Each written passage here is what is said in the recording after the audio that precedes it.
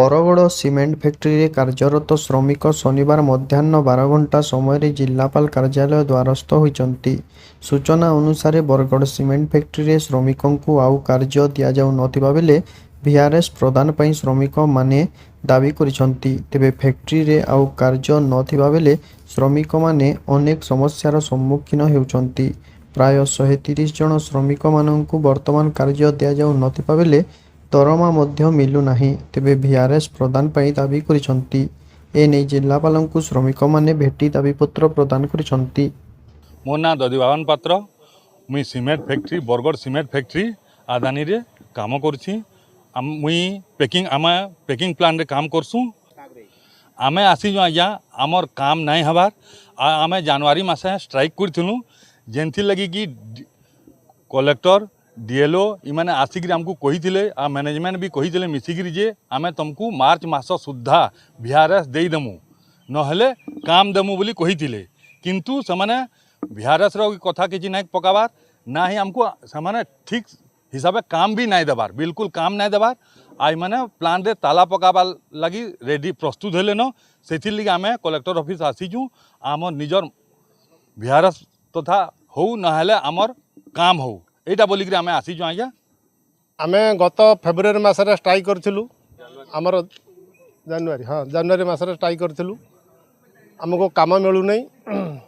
तापर Bhubaneswar labour commission office को जाइलु से कहले जे 3 मास भितर आमको काम देवे नचेत आमको बिहार देकी बाहर करदे। एबे 3 मास उपर अतिक्रम करिगलान वर्तमान सुधा आमको काम नहीं। आउ समस्त काम जाउचंती फैक्ट्री भितर। आमे चाहूँ आमको आउ काम ये भी दे न पारे आमको बिहार से दवाई आम दाबी करूँ। पैकिंग हाउस रे आम 130 लेबर काम करूँ। पैकिंग हाउस रे जो सीमेंट बस्ता लोडिंग होची अनलोडिंग होची आदानी सीमेंट फैक्ट्री आमको बंद 3 मास 4 मास हो गला। अभियोग कर स्ट्राइक करूँ लेबर कमिशन भी जाइलु से प्रतिश्रुति देते आमको 3 मास भितर काम देवे नचेत बिहार देकी आमको मार्च मास सुधा लास्ट सुधा बाहर करदे बोली कही। आमर दाबी आउ तो ये तो काम चांस ना काम दे पार ना आमको बिहार देवाई आम दाबी करूँ। जदि न मिले आम राजा रास्ता को ओह्लैबु रास्ता बंद करूँ। बरगड़ DEO BEO एवं PT शिक्षकों विरुद्ध रे कठोर कार्यानुष्ठान दाबी कले महिला समितिर सदस्या। एने शनिवार मध्याह्न 12:30 समय जिलापाल को दाबीपत्र प्रदान करिसंती महिला समिति।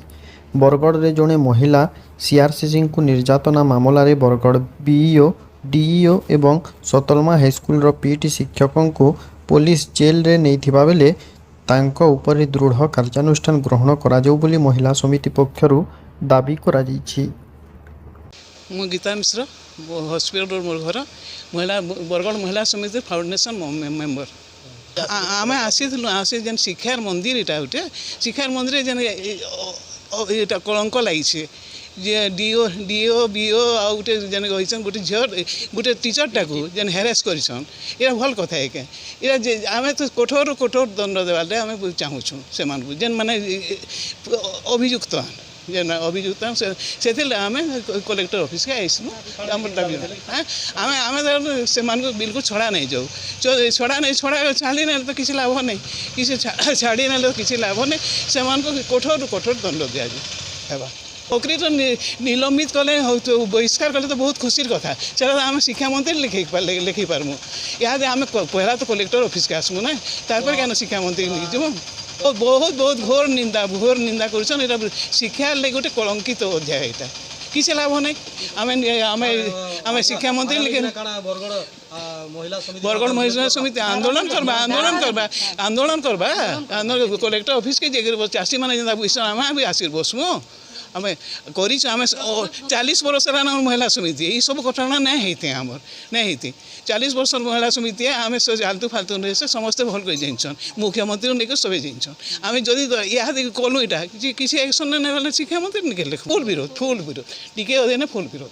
मोर ना सविता गुरु आम बरगड़ महिला समिति समस्ते इनको आसीछू आ महिला समितिर एडभाइजर ग्रुप रे अच्छे आटा जेनता आम शुणीदेलु आमको एत आश्चर्य आते खराब लगे तो घात आम विश्वास भी कर पार्नु रक्षक भक्षक हबारटा भी जेन माने कि डिपार्टमेंट के पूरा भल रखबार कथा सर्वोच्च आंजे पूरा डिस्ट्रिक्टर तुम एजुकेशन डिपार्टमेंट सर्वोच्च सी जदि सब कथार लिप्त हेबे बेले अलग मान आम काण कही पार्मा आम जानिछुँ जे बड़ मैंने जेनता दृष्टांत देसन सेटा सार मैंने ग्रहण करसन से पथरे तार से चलसन आई मैंने काण दृष्टांत यहाँ रखले एते तार निर्लज निर्लजर तार आहरी घूण्य घूण्य आहरी घूण्य आए पूरा सीमा टपी जाइए आमको जदि आम ताने आमर समाज जदि शास्ति नहीं देला कि आमर प्रशासन टी ये ना कला आ बेले आ महिला मानकर आउ सुरक्षा किने रहा महिला माने तो आहरी अवहेलित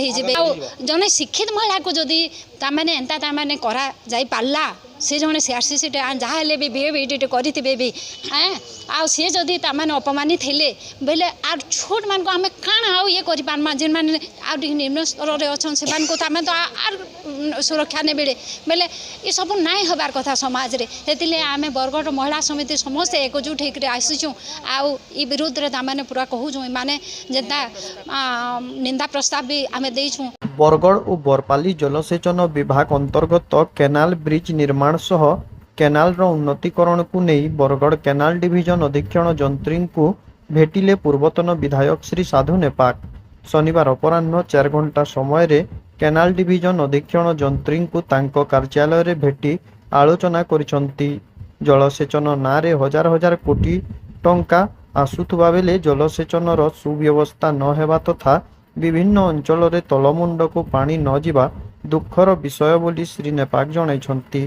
तेबे एही सबु समस्यार समाधान तुरंत करिबा पई विभागीय अधिकारी को दाबी करा जाइछि।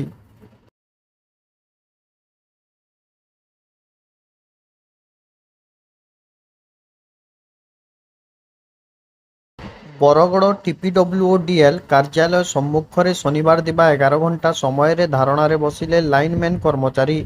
सूचना अनुसार टाटा पावर क्रॉस कटिंग नारे लाइनमैन मानक छटई करुथुबा बेले एने लाइनमैन माने धारणा रे बसिबा सह एही छटई को विरोध करछंती।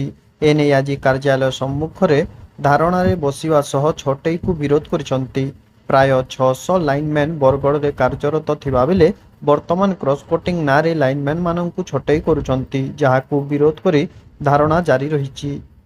अतीश कुमार पंडा डेप्यूटी जनरल सेक्रेटरी हिराखंड विद्युत कर्मी संघ पिला माने बसीचन मैनेजमेंट टाटा पावर तार कॉस्ट कटिंग नारे आमर जेन अच्छन बीए एम्प्लॉई लाइनमैन हेल्पर माने सेमानकु से छोटे करवार बहाना रे इटा आम इन बसीचु छोटे करवार बहाना रे से कॉस्ट कटिंग बहाना रे छोटे करवा लगी चाहूचे जेनटा कि आमे आमर संघ विरोध करछे ताकू और आगामी दिन रे विरोध करवा जब तक छोटे बंद नहीं हवा तब तक आम आंदोलन आमर जारी रहा और 600 पिला काम करछन पिला छोटे करबे बोली से कहूँ रिजन किछ नहीं cost cutting as per OERC guideline कहूँ से जे तुम अतका पिला रखीच से लगी तार गाइडलाइन के भायोलेट ना करी से कहूँ कॉस्ट कटिंग ना छोटे कर बोलছে। हाँ एग्जीक्यूटिव स्टाफ भी कटिंग करवा कथा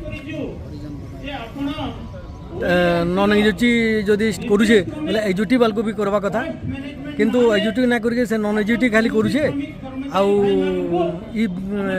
आमर पिला माने दीर्घ मार्च मासे खरा तरारे पानी वर्षा रे सब शीतर काम करी पब्लिक के सेवा दौन से सेवा देवा सत्वे भी जदि तांको प्रयास करके से छोटे कर्मी बोलছে এটা गोटे बहुत दुखर घटना और आम चाहूँ जे से छोटे बंद करूँ आज आगामी दिन रे जेन पर्यंत छोटे बंद ना करवा आंदोलन आमर जारी रहा।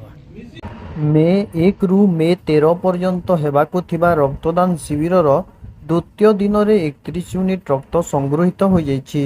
शनिवार दिबा 11 घंटा समय रे 13 दिनिया रक्तदान शिविरर द्वितीय दिन रे बरगढ़ ब्लॉक अंतर्गत गोविंदपुर स्थित नवधान्य फूड प्रोडक्ट ठारे एक स्वेच्छाकृत रक्तदान शिविर अनुष्ठित हो जाइछि। मुख्य अतिथि भावे नवधान्य फूड प्रोडक्टर मालिक नारायण कांसल्ट जोगदेई फिता काटी आनुष्ठानिक भाव शुभारंभ करथिले। एही शिविररु बरगढ़ रक्त भंडार द्वारा सर्वमोट 31 यूनिट रक्त संगृहित होइतिला। एही शिविर को निष्ठा परिवार उपदेष्टा श्री सची पंडा संपादक लोकनाथ साहू और अन्य सदस्य सदस्यांक सह आर्ट ऑफ लिविंग रो सदस्य माने सुपरिचालना करथिले। +3 परीक्षा रे सफलता श्रेष्ठ 10 रे पार्वतीगिरी महिला महाविद्यालय 3 जण छात्री सम्बलपुर विश्वविद्यालय युक्त 3 शेष वर्षर सद्यतम ପ୍ରକାଶିତ ପରୀକ୍ଷାରେ ବରଗଡ଼ ପାର୍ବତୀଗିରି ମହିଳା ମହାବିଦ୍ୟାଳୟର 3 ଜଣ ଛାତ୍ରୀ ଶ୍ରେଷ୍ଠ 10 ଜଣଙ୍କ ମଧ୍ୟରେ ସ୍ଥାନ ପାଇଛନ୍ତି। ଶନିବାର ଅପରାହ୍ନ 4 ଘଣ୍ଟା ସମୟରେ ଏନେଇ ସମସ୍ତ ଛାତ୍ରୀଙ୍କୁ ପାର୍ବତୀଗିରି ମହିଳା ମହାବିଦ୍ୟାଳୟ ପକ୍ଷରୁ ଶୁଭେଚ୍ଛା ଜଣାଯାଇଛି। କଲା ବିଭାଗର ଗୃହ ବିଜ୍ଞାନ ସମ୍ମାନରେ ନୂପୁର ସାହୁ 7ମ ସ୍ଥାନ ଅଧିକାର କରିଛନ୍ତି। ସେହିପରି ରସାୟନ ବିଜ୍ଞାନ ସମ୍ମାନରେ ସମୀକ୍ଷା ଆଚାର୍ଯ୍ୟ 6ମ ସ୍ଥାନ ଓ ଉଦ୍ଭିଦ ବିଜ୍ଞାନ ସମ୍ମାନରେ ପ୍ରଜ୍ଞା ପରମିତା ସାହୁ 9ମ ସ୍ଥାନ ଅଧିକାର କରି ମହାବିଦ୍ୟାଳୟକୁ ଗୌରବାନ୍ୱିତ କରିଛନ୍ତି। ପ୍ରକାଶ ଥାଉ କି ମହାବିଦ୍ୟାଳୟର ବିଭିନ୍ନ ବିଭାଗର 50 ଜଣ ଛାତ୍ରୀ 8 CGPAରୁ ଉର୍ଦ୍ଧ୍ୱ ମାର୍କ ହାସଲ କରିଛନ୍ତି। ପ୍ରତିବର୍ଷ ଶିକ୍ଷାନୁଷ୍ଠାନର ଏହି ସଫଳତା ନିମନ୍ତେ ମହାବିଦ୍ୟାଳୟର ଅଧ୍ୟକ୍ଷା ନନ୍ଦିନୀ ନିରୋଧ ପଣ୍ଡା ଅନୁଷ୍ଠାନର ସମସ୍ତ ଅଧ୍ୟାପକ ଅଧ୍ୟାପିକାମାନଙ୍କର କାର୍ଯ୍ୟଧାରାକୁ ପ୍ରଶଂସା କରିବା ସଙ୍ଗେ ସଙ୍ଗେ ସାଧୁବାଦ ଜ୍ଞାପନ କରିଛନ୍ତି। ଆଉ ମଧ୍ୟ ଶ୍ରୀମତୀ ପଣ୍ଡା ଆଗାମୀ ଦିନରେ ଶିକ୍ଷାନୁଷ୍ଠାନର ଶୈକ୍ଷିକ ପରିବେଶ ଉନ୍ନତି ସକାଶେ ଉଭୟ ଶିକ୍ଷକ ଓ ଅଭିଭାବକ ମାନଙ୍କର ସହଯୋଗ କାମନା କରିଛନ୍ତି।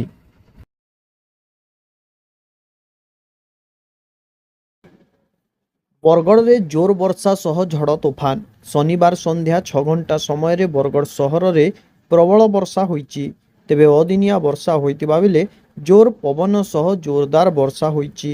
ତେବେ ଅନେକ ସ୍ଥାନରେ ଏଭଳି ବର୍ଷା ହୋଇଥିବା ବେଳେ ପୂର୍ବରୁ ପାଣିପାଗ ବିଭାଗ ପକ୍ଷରୁ ସୂଚନା ଦିଆଯାଇଥିଲା। ଅନେକ ଅଞ୍ଚଳରେ ତାର ଛିଣ୍ଡିବା ସହ ପୋଷ୍ଟର ଫାଡ଼ି ଯାଇଥିବା ଦେଖିବାକୁ ମିଳିଛି। ତେବେ ସହରରେ ପ୍ରବଳ ଗରମ ଲାଗୁଥିବା ବେଳେ କିଛି ପରିମାଣରେ ଆଶ୍ୱସ୍ତି ଲୋକଙ୍କୁ ମିଳିବ।